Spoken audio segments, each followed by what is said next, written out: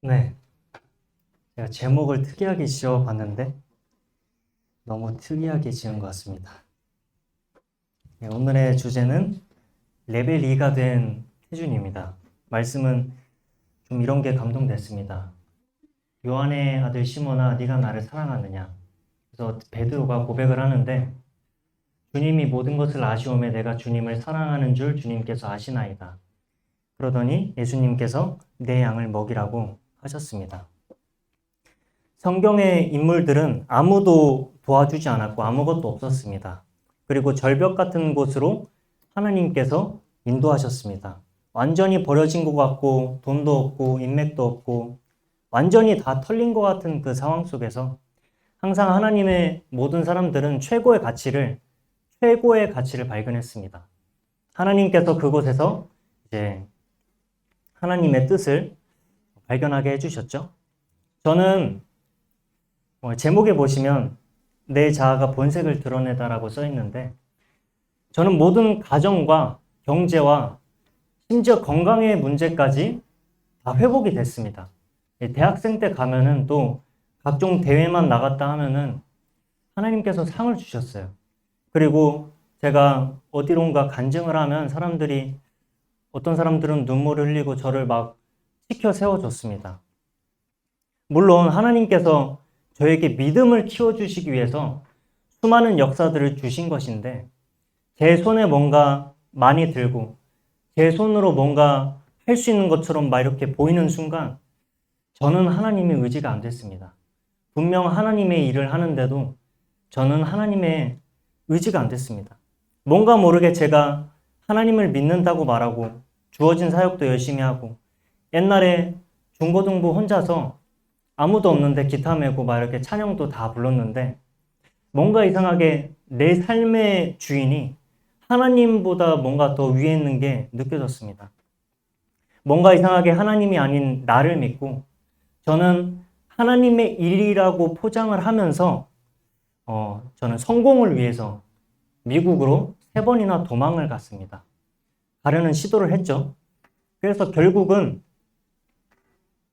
이제 여기 대사관 가신 분들은 아시겠지만 이 표를 받았습니다. 심지어 거기 미국에서 초대하시는 분이 전도사시고 하나님의 일이라면서 초대를 합니다. 초대를 하는데 그런데 저는 보니까 성공과 돈과 사람이 제 우상이 되었습니다. 저는 다행히도 성공을 위한 계획들이 실패로 하나님께서 실패하게 하셨어요.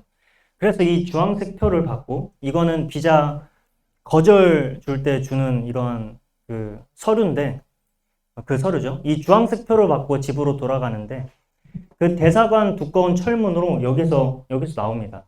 여기서 나와서 저는 신기한 경험을 했습니다. 저에게 2가지 현상이 일어났는데 먼저 철문을 열고 답답한 마음으로 나오는데 첫 번째는 하나님과 단절된 영적 상태가 저는 보였습니다.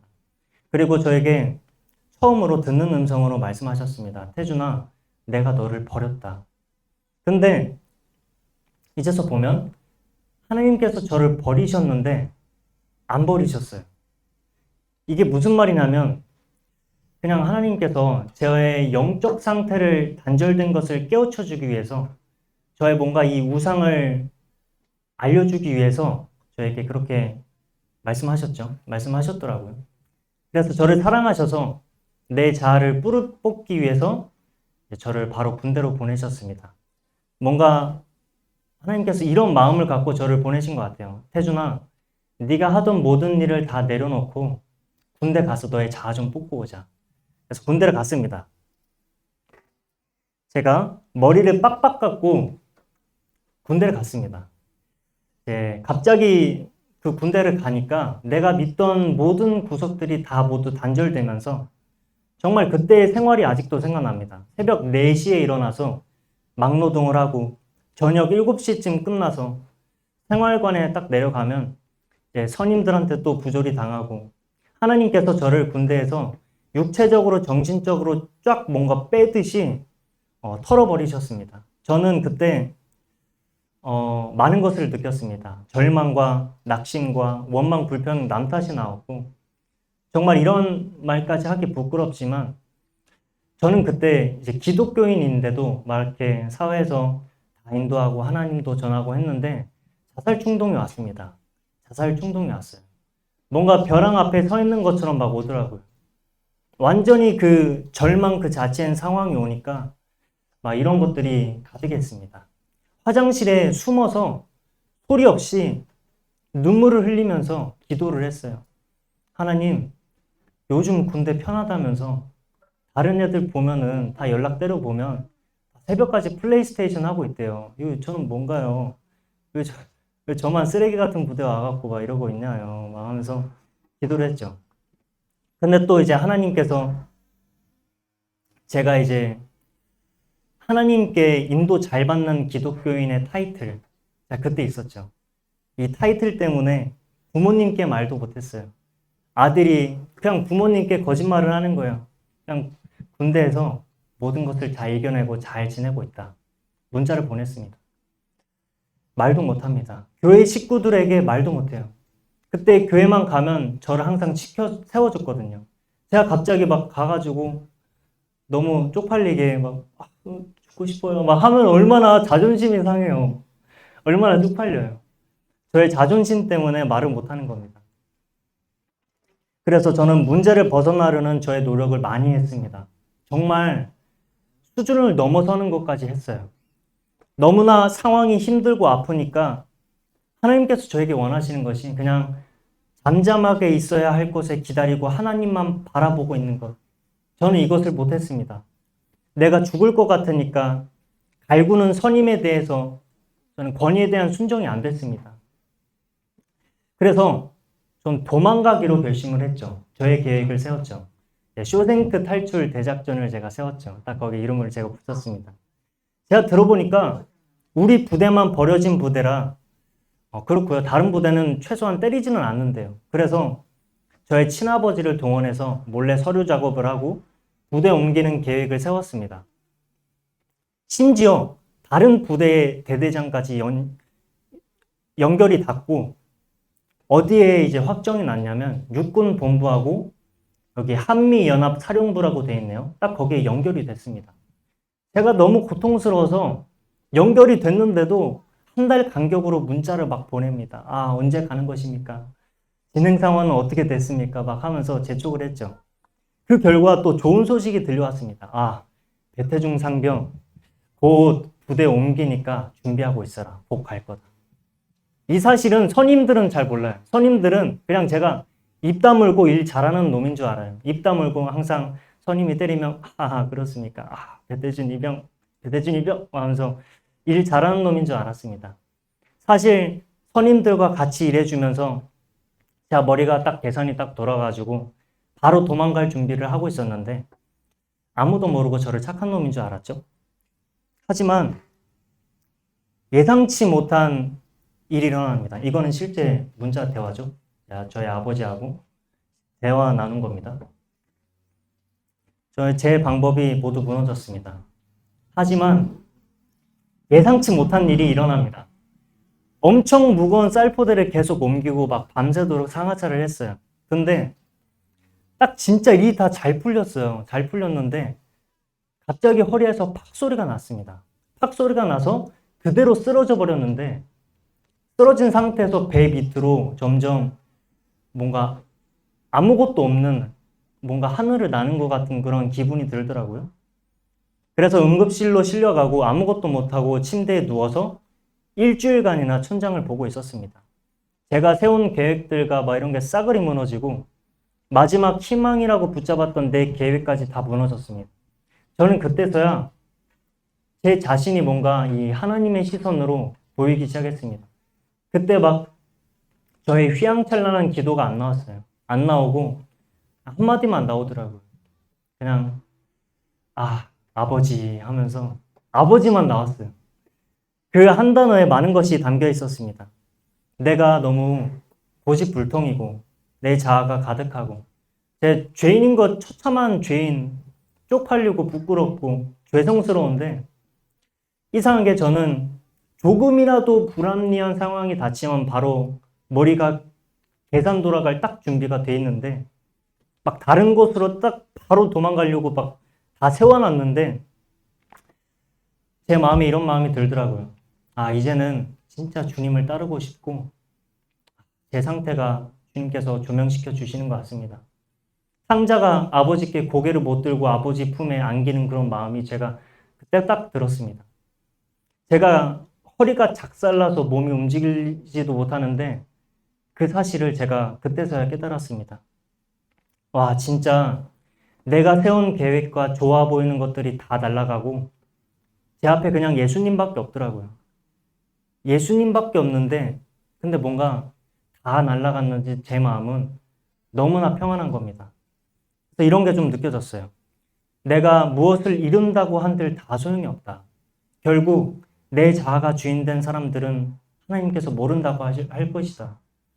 주님이 나에게 진짜 원하시는 것은 나의 삶을 100% 통치하시길 원하신다. 성령께 인도받고 진짜 하나님과 함께하길 원하신다. 그래서 진정한 힘을 그때 하나님께서 뭔가 묵상하게 하셨어요. 아, 진정한 힘이 뭐지? 그냥 누워서 막 간호사가 막 다 뒷정리 다 해주는데 쪽팔린데 그냥 진정한 힘이 뭐지? 막 하면서 막 이러고 있었어요. 그때 하나님께서 저에게 영감으로 저에게 주십니다. 네. 아무것도 없고 불합리한 그 상황이 있을지라도 진짜 주님 앞에 가만히 있고 주님과 함께하는 것이 진짜 힘이구나. 나는 뭔가 무엇인가 이루어지지 않고 뭔가 아무것도 없고 그때 제가 폭행과 조롱이 가득한 그 진짜 한마디로 노예 같은 현장 속에서 하나님의 신실함을 믿고 내가 가만히 잠잠히 기다릴 수 있는가? 뭔가 이 생각이 든 거예요. 감옥과 노예 같은 상황 속에서도 다른 노예들은 다 불평과 불만과 자존심과 자기가 계획을 세우는데 내 방법 다 때려서라도 막 탈출하려고 하는데 그게 저의 모습이었죠. 저의 모습이었어요. 요셉처럼 어느 곳이든 가든지 주님 앞에 잠잠히 기다리고 잠잠히 평안을 누리는 것이 진짜 힘이구나 하면서 누워있으면서 간호사가 막 앞에 지나가는데 막 눈물을 주체할 수가 없더라고요. 그래서 막 기도가 나왔습니다. 주님, 저에게 기회만 한 번만 더 주시면 이제는 내 힘을 완전히 내려놓고 주님이 원하시는 것을 하고 싶습니다. 저는 아무것도 아닙니다. 주님이 간절히 필요한 존재일 뿐입니다. 병원에 계속 누워서 그냥 눈물만 흘리고 좀 지나니까 손이 막 자유롭게 움직여지더라고요. 그때 이제 성경을 딱 폈는데 그때 그 말씀이 딱 걸립니다. 베드로야, 네가 나를 사랑하느냐? 내 양을 먹이라. 그 말씀이 있는데 그냥 제가 베드로의 상태였습니다. 철저하게 인간적인 수준으로 안 되어지는 저를 발견했습니다. 주님이 저에게 말씀하셨습니다. 태준아, 네가 나를 사랑하느냐? 그런데 안 되어지는 너를 안다. 상황만 닥치면 사람의 방법과 수준과 가득한 그게 너인 것을 내가 안다. 태준아, 진짜 위에서 내리는 힘을 받을 때 진짜 시작된다. 그때 땅끝까지 내가 너를 증인으로 만들 것이다. 그래서 저는 그때 고백을 했죠. 주님 없이는 아무것도 할 수 없는 존재입니다.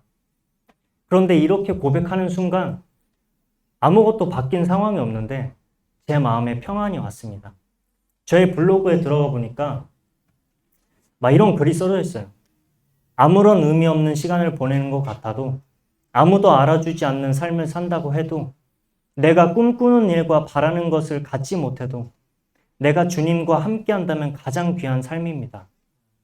대단한 사람이 되지 않아도 그 누구도 나를 알아주지 않아도 모든 사람이 박해하고 인정해주지 않아도 나는 주님 안에서 평안을 누리면서 잠잠히 기다리고 싶습니다. 저는 이게 깊이 느껴졌어요. 저는 하나님의 타이밍이 너무 늦게 오는 것 같이 보였습니다. 나를 통해 증인되게 하신다고 약속을 하셨는데 뭔가 더뎠어요. 더딘 것처럼 보였어요. 속히 이루신다고 막 하는데 더딘 것처럼 보내셨습니다. 뭔가 여러 가지 응답도 받고 막 상도 받고 뭐 일도 조금씩 잘 풀리기 시작하는데 저를 갑자기 군대로 보내시는 겁니다. 그리고 진짜 소망이 완전히 끝난 그런 상황들을 하나님께서 만나게 하십니다. 하나님이 나를 인도하신다는 사실까지 아는데 그냥 저의 상태는 낙심과 낭만과 좌절과 내 방법과 계획이 가득한 그냥 저를 만나게 됐습니다. 그래서 요셉을 보니까 노예와 감옥으로 끌려가고 누구보다 비참한 환경이었습니다. 지금 현대로 따져보자면 타지에서 온 사람이 노예 생활하고 감옥으로 끌려갔는데 어떻게 그 사람이 부대통령으로 설 수 있을까요? 총리로 어떻게 설 수 있을까요? 지금 보면은 대한민국 사람들은 가만두지 않습니다. 바로 청원 들어가고 바로 탄핵시킵니다. 좀 뭔가 딱 그림이 그려지더라고요. 사람의 상식적으로 불가능해 보였습니다.